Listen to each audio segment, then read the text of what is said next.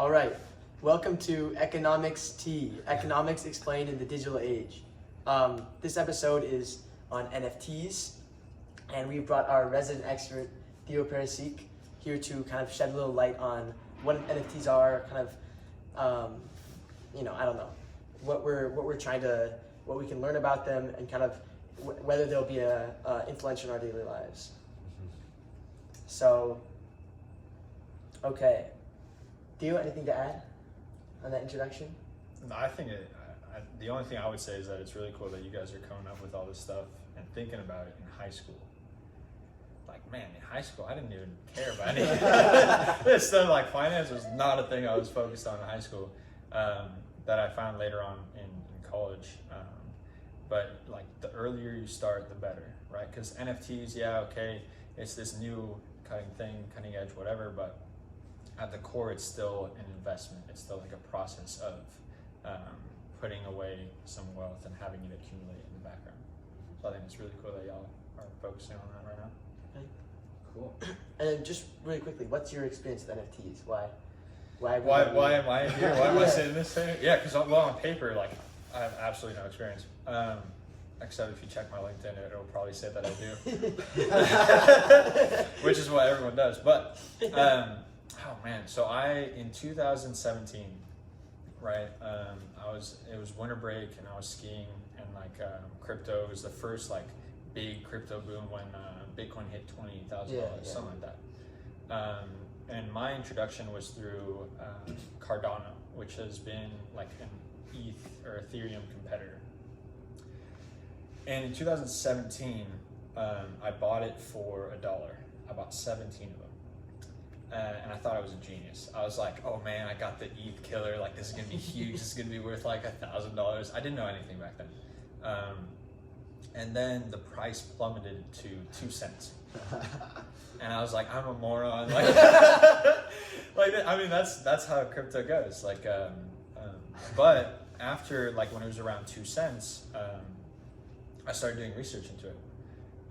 Because I had done an internship and I had gained a little bit because I'd been paid for that internship, but realized I didn't want to really do software engineering for too long.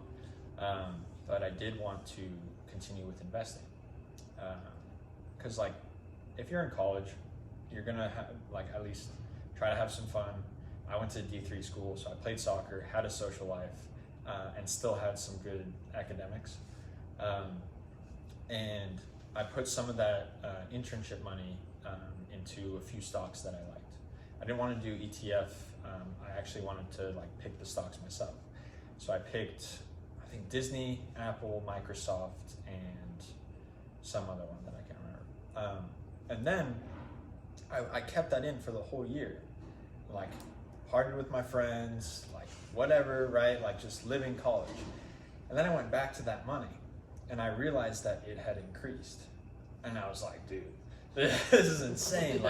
Like you have like an ability to have your money work for you while you live life. And then I switched my major from computer science to philosophy, which was nice. Like, I enjoyed the classes more, and it gave me more time to focus on investing. So in investing and doing all of that, I was like, what will happen if I spend more time investing? And then later on, that leads to crypto. And like, this is, so 2017 all the way until like 2020, right? I hadn't really touched crypto because I had been like, oh, I tried that, like, didn't work out, right? Went from $1, bought 17 of them, went all the way down to 2 cents, right? A complete failure of an investment. But in the back of my mind, I had that exposure. Right? And with investing, it's like the same thing. Like, everyone will tell you, like, best time to plant a tree was 20 years ago, or the next best time is today, right? So there's somebody who gave me some advice of just getting your feet wet in investing, and like even a tiny amount. Like, nowadays you can do it with like less than $1. You can start investing, right? So you can get into this game and this like process with barely anything. You can get the exposure, you can learn, and then slowly maybe put some more funds. So then fast forward 2020, I'm reading up about the Bitcoin halving, And then I'm like, okay, like crypto, like supply and demand, like the price is going to go up again. And then I found Cardano again, and it went from 2 cents and then jumped up to, I want to say like 9 cents. Did you still have your Cardano at this point? Yeah, I had 17 of them. Oh. So I had less than $1 but when it jumped up to that 9 cents, I had a little bit more than $1. But it goes from 2 cents, jumps up to 9 cents, and I was like, I wonder if there's something going on, right? I wonder if this is an opportunity that people are missing. And back when I had Instagram or whatever, there'd be always the feeds of like the business stuff where it's like, it's like Warren Buffett said this. Right? But then I read that and it was like, oh, Warren Buffett said that like the investments you should look for is find something for 99 cents and buy it for $1. Well, we'll wait a little bit. But it's like an airport real quick. But so I completely lost my train of thought. You were saying that Warren Buffett said buy. Yes. Okay. Yeah. Nice. So Warren Buffett was like, oh, you gotta find an investment that's something is worth $1 and you have to buy it for 99 cents. And I was like, what if I buy it for 7 cents and it's worth $1? And yeah, for some reason, like both being young and dumb and having the opportunity of going through the internship, having invested already, I had a little bit of a wealth that I could just spend. Well, everyone will tell you don't spend everything, right? And have like the 401ks, right? And do all that stuff and then retire when you're like 50 or 65. Not ideally my plan, but so I just took everything I had in my bank account that I had accumulated throughout my years of living or whatever, but every single penny that I had, it was probably the scariest bank transfer I've ever done in my life.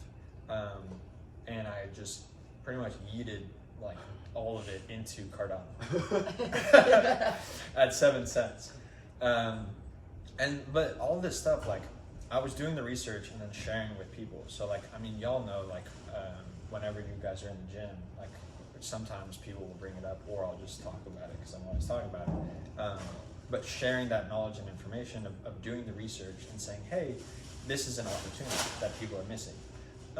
And then from the 7 cents, it went all the way up to, I think it peaked around $3, which is insane. Like it's insane returns. Now it's like way further down. I think it's below $1. Right? And did you sell a lot of your Cardano, or are you still holding? So this goes to the NFTs, right? Because Cardano started coming out with their own NFTs. So I looked around, and I was like, okay, what is the process of wealth in the crypto space, right? Like, what are the steps? So you go with like fiat currency, right? US dollar. Yeah. You buy a crypto. Okay, if it's Ethereum, right? After that, you can go into their DeFi, decentralized finance. You can go into their dApps, whatever. But you can also buy these NFTs, right? Some NFTs, right, won't make it out, and they're terrible, right? And they'll have no value, right? So those are a bit risky.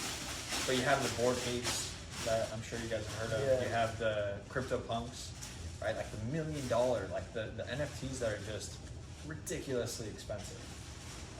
Right, but they have this history, they have this community, they have something that gives them that value and like feeling of like exclusivity, right? Like if you go on Twitter right now and you see somebody whose profile is that Bored Ape, you're like, dang, like that guy has a Bored Ape, right? But how do you get an NFT? You need to buy crypto, right? Or you need to buy a crypto that has access to NFTs on their platform, right? So to buy an ETH NFT, you have to buy ETH, right? So now think about it this way. If I'm in a good NFT, I did the work to find it first, right? If the community is good, then it's going to last later on, okay? I did the work to go fiat to crypto to NFT, right? And then now I'm holding this asset, right? Later on, if the asset goes up, more people are going to come back and say like, hey, I want to get this cryptocurrency as well. So now you have more people who own the cryptocurrency, which means more people have access to buy the NFTs. And then you get to the point where it's like, okay, now I have crypto, I want to buy these NFTs, but these people have been holding it for way longer than I have, right? So I need to pay that premium, right? And that premium is what I make because I hold the NFT and I want to sell it. Yeah. So then for NFT specifically, started in, I want to say 2021, I think. I don't remember exactly when the date is that Cardano started having NFTs or whatnot. But since then, I've gone fully out the deep end in NFTs. Yeah. And do you focus on like smaller kind of up and coming projects, and kind of investing in a lot of those, even if some of them don't work out, or do you go more for like the more well-known ones that are selling at a more of a premium but are kind of safer investments? That's a really good way to kind of visualize the different paths that you can take in NFTs. In the beginning, I just went around, because I was at the plane's taking over again. But so I was at the beginning of NFTs on Cardano. I don't know if Michael will hear me. Sorry. Yeah. Okay. Yeah. Cardano. Does it know what Cardano is? Yeah. Cardona. It's close enough. One day it'll know. But so I was like at the very, very beginning of NFTs, but I had like that. The money that I had in that currency was like near and dear to me because it was like everything I had at that time, right? And I wasn't too sure if it was smart to then take away my currency, because currency like Cardano, whatever, I can quickly switch to fiat if I wanted to, right? NFTs, it takes a little bit longer. For sell it For the crypto, yeah, and you have to find a buyer for that NFT. Yeah, it takes longer, and it's a lot more risky, but it can grow in value, which I realized a bit too late. But I mean, it's still super early.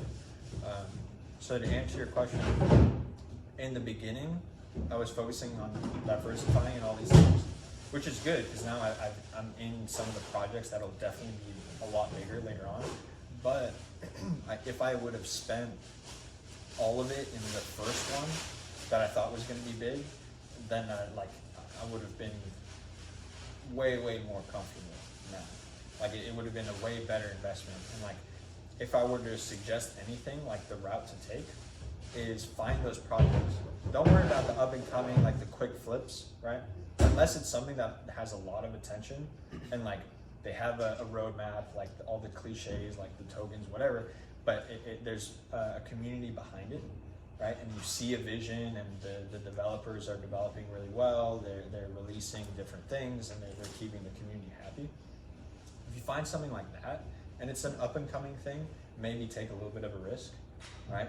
But if you're going in now, they're basically established, right? Like Sorry to the viewers at home. it's like the We'll play a little music for this one, I think. A little cover music. Yeah. So the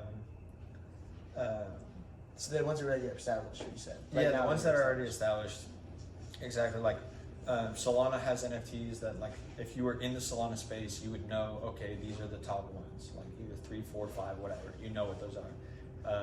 Ethereum, you already know what those are, right? Cardano, not a lot of people know, but they're starting to know. The people inside the space definitely know because you're there, you're part of that community. And I would only invest in those. And if I wanted like the clout or like the reputation, whatever, I'd go straight for the rarest things, right? Because those are going to be the $1 million sales later on. Right, because Cardano is still like up and coming, right? And with big developments like in June and all this stuff, like more and more people will start to get into the network. Which you'll see in crypto, it's very difficult because the price will tank, right? But everything in it, like Cardano wise, think of it as like an OS or like something that like has a lot of products and like things are happening, right? So many more people are joining. They're creating wallets. They have access to Cardano. Like more people are participating in the system, and the system's getting better. And all these improvements, the only thing that has happened since then is the price has gone down, right? So think about like with Microsoft or with Apple, right? Like if Apple released like a brand new iPhone that was so much better than all the other previous iPhones, and every single person was like looking and using them and having a great time and all this stuff, and like less people were going to Samsung, they all were kind of going towards Apple, but then the Apple stock price goes down. Right? It wouldn't really make sense. Right? So that's where you can find opportunity, is when you have these cycles, is whenever it's down, that's where like you never, the best thing to do is like whenever it's red, like turn that into like a good thing, like change the mentality of wait, like this is an opportunity to invest more and get it for cheaper. And then when it's green, you also need to take some of those profits and realize and be realistic, like, okay, it can't go up forever. Yeah, and actually, so I did a little bit of Bitcoin. We had a stock trading portfolio thing. Nice. Maybe not, but basically we had 100K fake dollars, and basically like it was based on a grade too. But basically, if you did worse than the market, you were like in the B range. Better, it was an A. So a lot of people, what kind of the meta thing to do is to do slightly better than the market, and then kind of just hold like slightly better than the market. Like I know one, I was talking to someone who did the project in the past, and they said that they made some good investments in the beginning, and they literally just bought a bunch of shares of the market, and then they just like sat at slightly above the market the whole time. Huh. So, but basically, it's like based on kind of you want to be pretty like safe trading, and so I bought some Bitcoin. But you bought some Bitcoin in safe trading? Yeah, but what I'm so certain was you're so ahead of the curve. Because I had seen it goes in cycles. Yeah. It like will drop and then rise and then drop and then rise in like a kind of an oscillating range. Yeah. And it was kind of at the bottom, so I was like, okay, I feel like this is a safe investment now. Nice. Is that something that you see repeated across other cryptocurrencies? Yes. I mean, I know you talked about it a little bit, but is that something that you like to take advantage of? Or is it something that kind of sure is not as much of a factor just because it's so rapidly changing? Since now I'm more so in NFTs, not so much. Okay. Because it's all about the accumulation of that currency, right? You're not really too worried about the USD value because you know, like in a few years or whatever, it's going to be way more than it is today, right? But like you'll always hear this, that Bitcoin dictates the market. Yeah. Which means if Bitcoin were to tank like 2% or 5% in a day or 8%, right? Then all these other altcoins would go down like 20%. So for me, now, like having experienced buying at the absolute top of 2017, and then now there are people who have bought at the absolute top of 2021 or whatever it was, the knowledge that you get from that experience is amazing. And you can talk to people in the space and they'll help you. And there's like buying the dip, right? Wherever it dips a lot, you buy a little bit, and then it goes up a little bit, and if it goes down lower, you buy a little bit more, right? Or dollar cost averaging, right? You set up periodic investments, you don't worry about the market, and you slowly just invest that money into it. For me personally, what I do, I am more of a buyer now than I was before, just because I know that these opportunities don't happen too often, and it's kind of like it's basically buying your spot on a bus. That's gonna it's buying your spot on a bus that'll go up.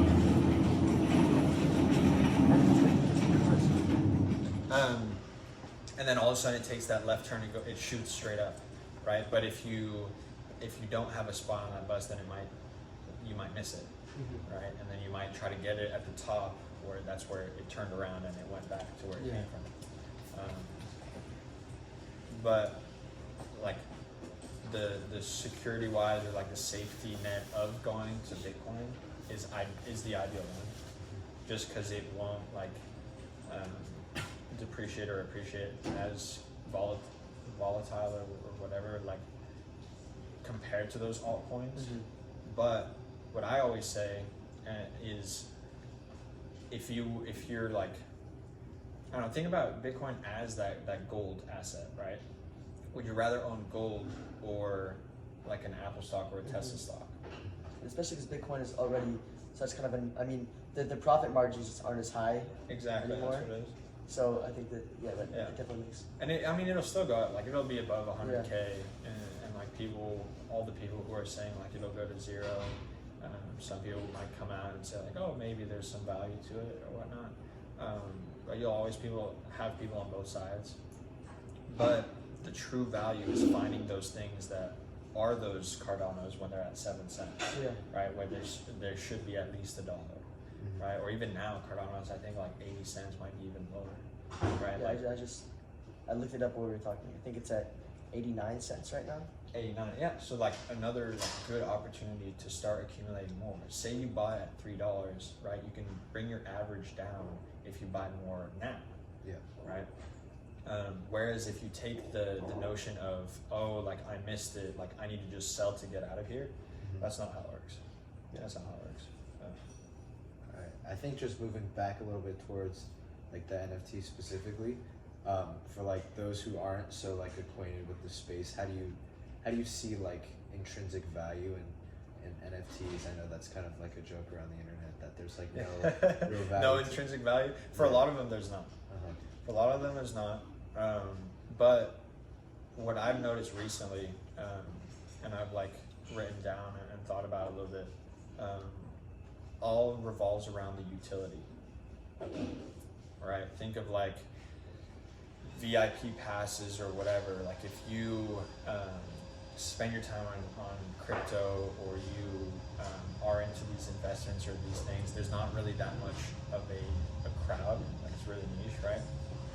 But in this virtual area, not metaverse or everything, because that's like a little bit more into the future, but right now there's like these meta spaces which are tied to these NFTs, right? Where like you can be a Bored Ape Yacht Club holder, and all of a sudden Jimmy Fallon, like Snoop Dogg, and like these other people, they have them as well. And then you get access to these exclusive things that celebrities would have, but now you're part of it as well. Right? And slowly we're seeing like these things, these areas come together where it's no longer like, oh, I have this Monet painting, or I have this like the authentic Mona Lisa in my house, right? It's, hey, I own a Bored Ape, right? The younger generation are like, oh my God, you have Bored Ape, that's crazy.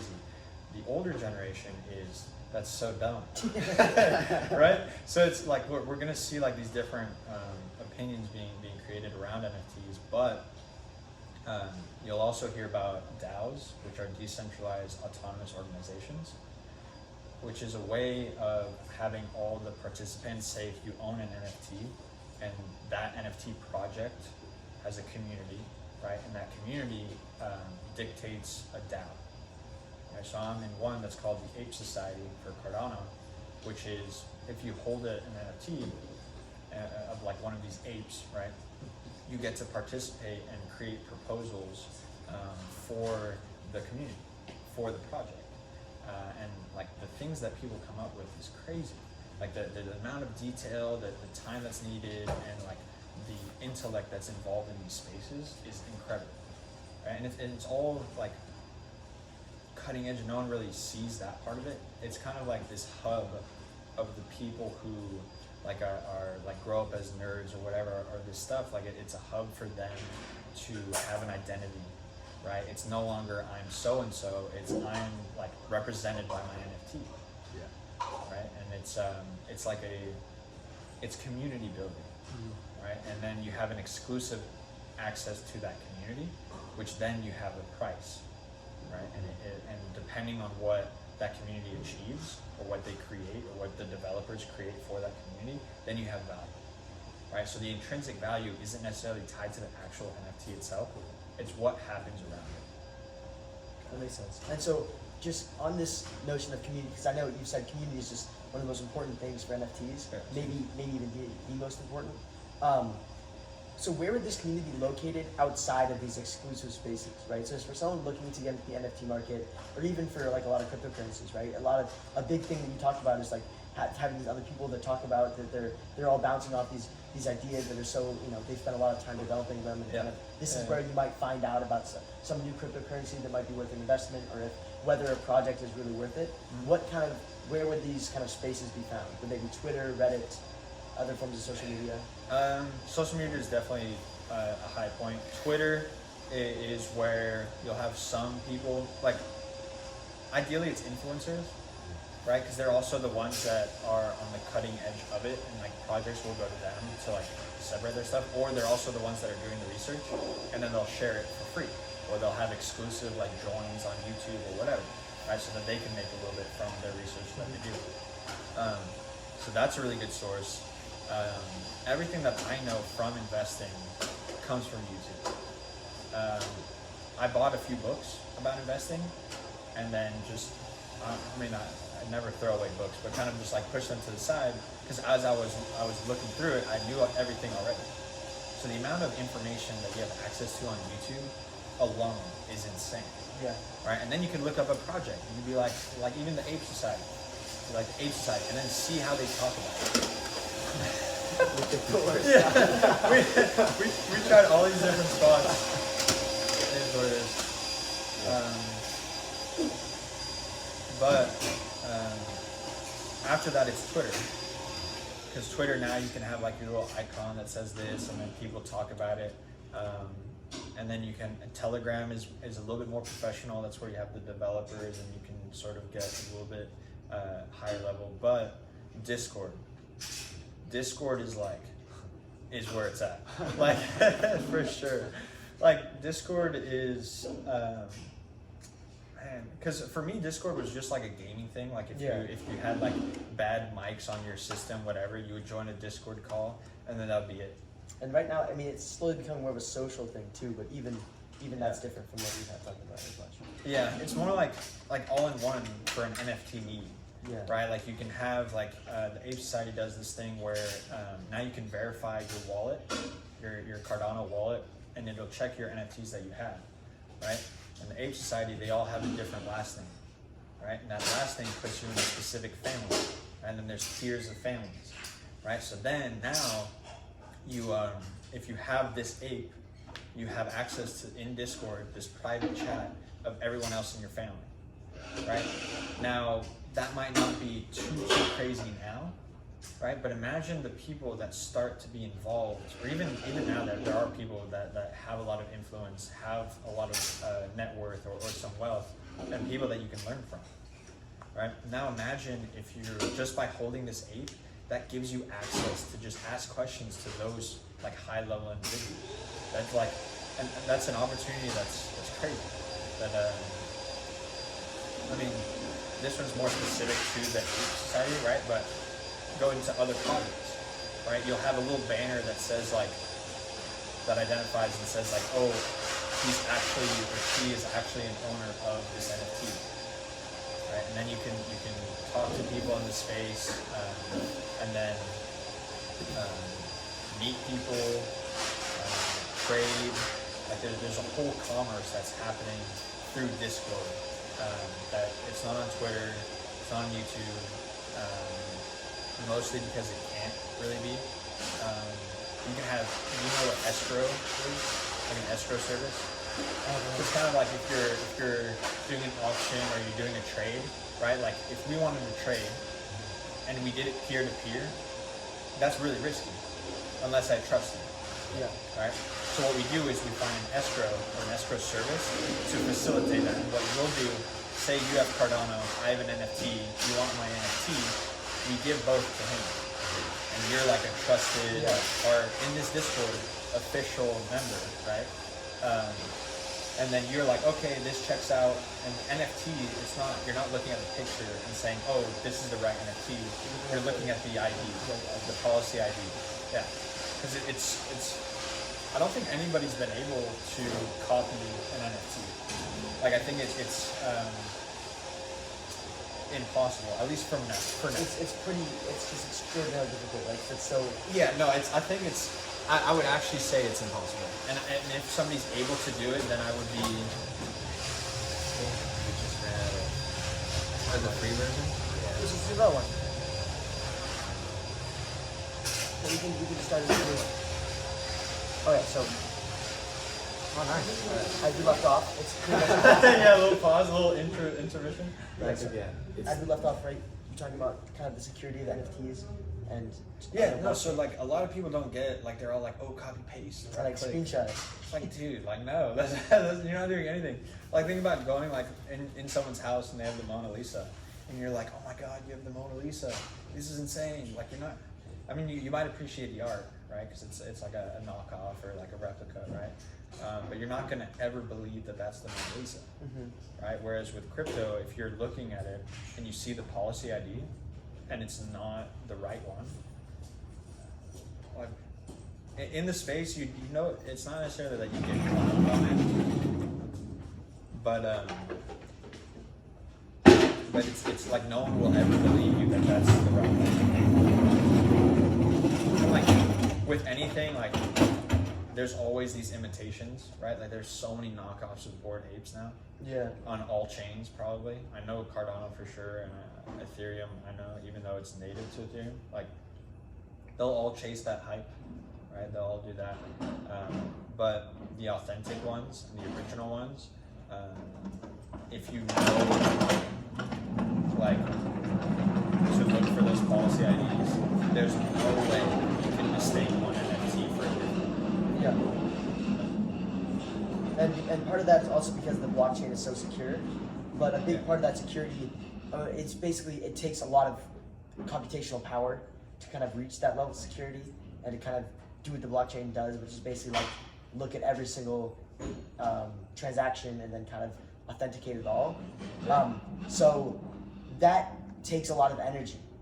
And people, you know, are saying, or at least there's kind of one take that's like, do you remember what the exact number was for like the amount of percentage of the global energy devoted to like Bitcoin mining, other stuff like this? But it's basically, it's a huge energy draw. And a lot of people are saying like, hey, why are we using this much energy in, you know, our increasingly energy conscious society, despite what kind of, you know, people's actions show.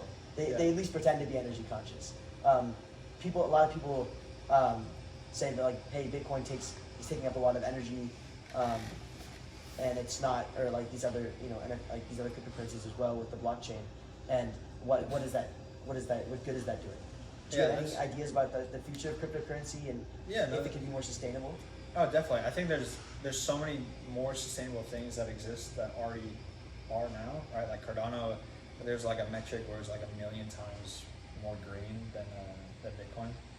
There's a lot of these different things. There's Ergo, which is basically like Bitcoin 2.0, or like Bitcoin if it was created after Bitcoin, right? Like seeing all like the not necessarily mistakes, but seeing how like it could be improved. So it's kind of like simplified and kind of and like you don't. So efficient. it's ASCII resistant or whatever it's called, like where you don't have it. You can only mine it through these GPUs, right? Which is way better for the individuals and for decentralization, because now like with Bitcoin, you have, I think it's like 3 companies. That's it. 3 companies make like the majority of Bitcoin.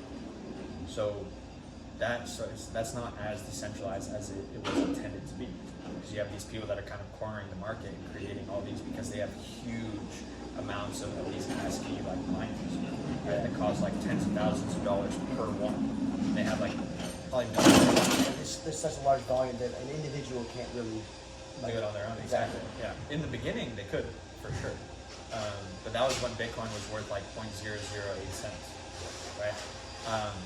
But now with Ergo, it's like, okay, there's Bitcoin already exists and it's decentralized, right? Or not as decentralized as it was intended to be. So now, what if we make some changes, right? So there's all these innovations that happen that right now they're just starting, right? Like Ergo, I think started in 2016, and then 2019 was their mainnet.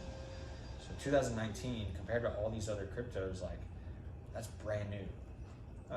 But a lot of them will appear, like there's probably like more than 20,000 cryptocurrencies now, and it's like, how do you know which is gonna make it or not? A lot of it's just time. If you want to do it yourself, that's what I do. Like I value invest in the crypto space. and eventually you'll find them. Also, it's listening to what people talk about different coins, and knowing the space. Like for you, you're bringing up the environment, right? But with crypto mining compared to gold mining, right, the energy consumption is still way off. And Bitcoin is way better for the environment than mining for gold. Right? Then you can have in Texas, I know, you can mine with Ergo, Raven, or Ethereum, Bitcoin, like all, or Ethereum Classic, like all these that you can mine. You can have your miner set up, and then when you're using too much, you don't necessarily want it, you can sell it back to the state. So then, like the free market of the Texas energy comes probably in the future will predominantly come from mining, right? And individuals who think about it, like for the school, they're powering up the school. If somebody has all this energy that they could give back to other people, that's a huge benefit. And then a lot of people now, you have like solar panels, right? Solar panels, then they power their GPUs. Their GPUs create, or they mine the cryptocurrency that they're mining, and it's all like natural energy resources.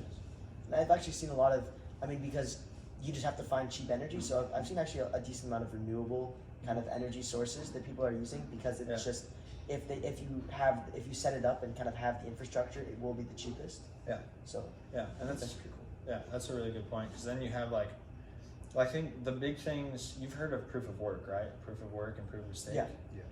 All right. So, do you know, I guess, a little bit about the difference between them, or?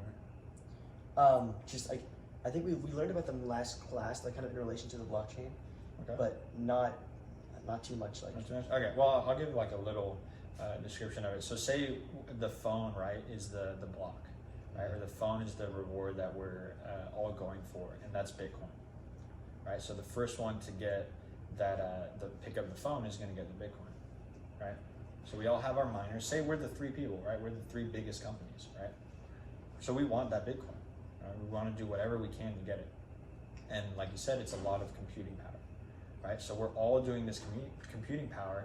Our hand reaching, that's the energy that we have to output to then get even a chance to pick up the iPhone first. Right, it's the first one that gets the reward. So now we're all reaching, and then like say Ryan picks it up first, right? So congratulations, you got Bitcoin. Yeah, but we were so close. Yeah, right. We spent all this energy just to get so close to it, right? So now all that energy is completely wasted. Completely wasted. Or like we can sell it back to the state in Texas, or there's different ways, there's different things that we can do with it. But for the purpose of achieving that one Bitcoin, we completely fail. And there's that you don't get like little breadcrumbs. There's nothing. Like Ryan is the only one who had it, right? But this happens ever so often, and the price of Bitcoin has to be high enough to where us doing the work and not getting it that first time, it's offset by the time we get it. Yeah, exactly. Yeah, exactly. So like second, third time, fourth time, whatever. As soon as we get it, then it's profitable for us, or at least it should be. And you'll also see the price of Bitcoin fluctuate with the difficulty it is. Because say Ryan's the only one trying to get it, like Bitcoin won't be that expensive, right? Just for the sheer difficulty of people trying to get the supply, right? Like the demand will be, if the demand goes down, then right, no one really cares about the supply. But now you have these proof of stake systems, right? That's the reward, right? But now all we need to do is just produce the blocks, right? We need to give the energy that we have, whatever, for the purpose of creating the blocks, right? It's not whoever picks it up first gets it. It's just randomly distributed, right? So then like over the course of a year, you're probably like with Cardano, it's about 5%. So your investment, say if you hold Cardano and you stake it, which means like you delegate it out to somebody, say I'm doing the work, right? Like I have my GPUs use whatever, they're like creating, they're like helping To create the blocks. create the blocks. They're like, I'm the one who's in charge of that energy, and you guys trust me, and you guys put or delegate a little bit of money, right? And you're like, oh, like I want to pay this person. Whenever I make a block or whatever, I take a little bit of this energy, and so do you. So you get rewarded just by holding the coin, even though you're not actually doing that work, right? Which is huge for decentralization, because then I don't have to like hog all the things or whatever. And then if a lot of people trust me, you get a saturation stage, which means that too many people, right? It's too centralized. Your rewards start going down. Yeah. So then you two might have to go to someone else. And then we start making a smaller cut. Yeah. And then, so that helps distribute the network. And the cool thing about Cardano is that money never leaves your wallet. With Harmony is pretty good at staking. It gives you about 10%. Ethereum is going to go to ETH 2.0. Still don't know when that'll be out. And then Solana, I'm not too sure of, but I'm sure they probably stake. But I don't know what percentage it is. But at least with Harmony, you have to send your money out, right? And what happens if in that transaction or the wallet that holds those transactions or those things get compromised? You have no control over it because it's not yours. It's not in your wallet. Yeah. Whereas in Cardano, it's kind of just like a pointer, where it's like, hey, I have this. It's not going to leave my wallet, but I just want to point to you. Right? And just creating that point or whatever, you get rewarded for it, which is much safer, much more decentralized. It also encourages people to kind of like venture into the space, right? If it's leaving their wallet, it seems more risky as well. Yeah. And it is. Yeah. It is more risky. Yeah, 100%. Because a lot of people, like there was the Solana wormhole, I think, whatever, hack that happened, which was a bridge between Solana and Ethereum. So like a bridge is like if you have Ethereum and you want to go to Solana, you'd have to go to an exchange or whatever And they take trade it. both. Yeah. But a bridge, it'll do it automatically. Okay. And it'll say you have 1 ETH and you want whatever Solana, we'll say 20 or whatever. Normally you go to that exchange and then you go out, whether it's a decentralized exchange or not, or a centralized one. But in this bridge, it'll burn your 1 ETH on Ethereum. So it burns it, it doesn't exist anymore, but it'll give you the 20 on the other end. So it's just like a way that you can interact with a system, or it'll allow you to use your ETH and then on the Solana blockchain, which then for like decentralized finance, it grows it exponentially in Solana's network, because now people don't have to exchange their ETH for Solana, they can just bridge over. And that's really cool to see kind of how all these networks are intertwined, and like there's no ideal best cryptocurrency, right, that covers everything, right? Personally, I'm biased towards Cardano, right, obviously, because I've done the most research on it, right, but also because I'm invested in it, Yeah. all right, which I have to say, right? Yeah. And all Disclosure. this, disclosure. All this isn't financial advice, but in terms of one cryptocurrency, right? Like you would have to combine maybe some proof of work, just because of the security of it, and then a little bit of proof of stake, so you get more energy efficient, right? And then you want to have good decentralization, but you want stuff to actually happen, so you don't want too much decentralization, because then nothing will ever happen. And projects that have found this balance, not necessarily proof of work and proof of stake balance, but decentralization and centralized balance, is very good, and will probably go up the quickest. Like the two that I know of the most is Cardano and the Ape Society, right? Because in the Ape Society, you hold this NFT, and it's up to the community to decide certain things, right? But the dominating force that pushes the project is the original developers, right? So stuff will get done. But right? there's still kind of some kind of a democracy going on. Exactly, yeah. And then Cardano, Cardano isn't a company, right? It's basically like the best way to visualize it is like this platform, right? It's like this OS, right? Mac OS or whatever, and then you have Apple. And Apple in this case is 3 different companies. It's Mergo, Cardano Foundation, and IOHK or IO Global, Input Output Global. So the Input Output Global is like the programmers, the developers. Right? They create pretty much all that you see on it, right? Foundation is the funding, and then Emergo is like the networking, I think. That's just off the top of my head what I remember. But those three together help Cardano move forward and do all these things that it's doing. Whereas in a place where it's more decentralized, like the one I usually compare it to is Harmony, where they focus a lot on getting all this decentralization, the improvements don't necessarily come as frequent and like the production doesn't really get produced. Later on down the road, who knows, right? Because Cardano eventually will be completely decentralized, and then Harmony might get a little bit more centralized, and then they might get more things produced. But this kind of fluctuation of it is not yet appreciated today. You don't see that value. Yeah. Definitely not with Cardano or Ethereum even. Like they're all heavily undervalued. Bitcoin is probably the most accurate, just because. Well, I don't necessarily know the numbers of the lightning cable, or not lightning cable, lightning network. the lightning cable in your iPhone.